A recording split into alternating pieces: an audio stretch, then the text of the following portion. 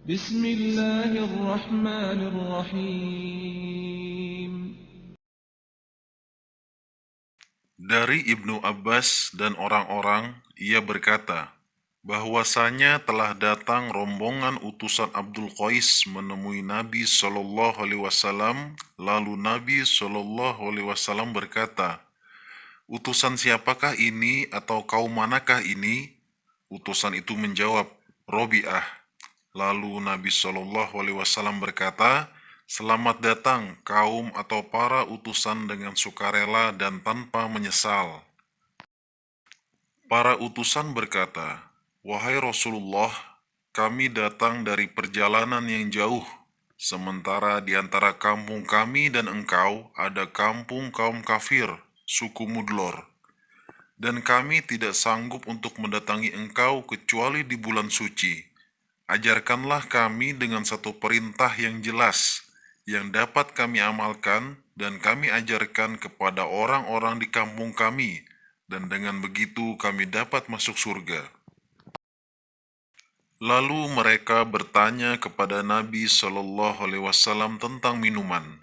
Maka Nabi Shallallahu Alaihi Wasallam memerintahkan mereka dengan 4 hal dan melarang dari 4 hal. Memerintahkan mereka untuk beriman kepada Allah satu-satunya. Beliau berkata, tahukah kalian apa arti beriman kepada Allah satu-satunya? Mereka menjawab, Allah dan Rasul-Nya yang lebih mengetahui. Nabi Shallallahu Alaihi Wasallam menjelaskan, persaksian tidak ada ilah yang berhak disembah kecuali Allah dan bahwa Muhammad adalah utusan Allah, menegakkan sholat, menunaikan zakat, berpuasa di bulan Ramadan, dan kalian mengeluarkan 1/5 dari harta rampasan perang. Dan Nabi Shallallahu Alaihi Wasallam melarang mereka dari 4 perkara, yaitu dari meminum dari al-hantam, ad-duba, dan al-muzaffat. Syu'bah menerangkan, terkadang beliau menyebutkan an-nakir dan terkadang muqayyir, bukan nakir.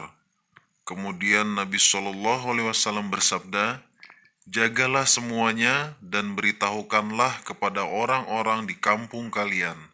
Hadis riwayat Bukhari, hadis nomor 85. Dari Uqbah bin Al-Haris, bahwasanya dia menikahi seorang perempuan putri Ibnu Ihab bin Aziz. Lalu datanglah seorang perempuan dan berkata, aku pernah menyusui Uqbah dan wanita yang dinikahinya itu. Maka Uqbah berkata kepada perempuan itu, aku tidak tahu kalau kamu pernah menyusuiku dan kamu tidak memberitahu aku.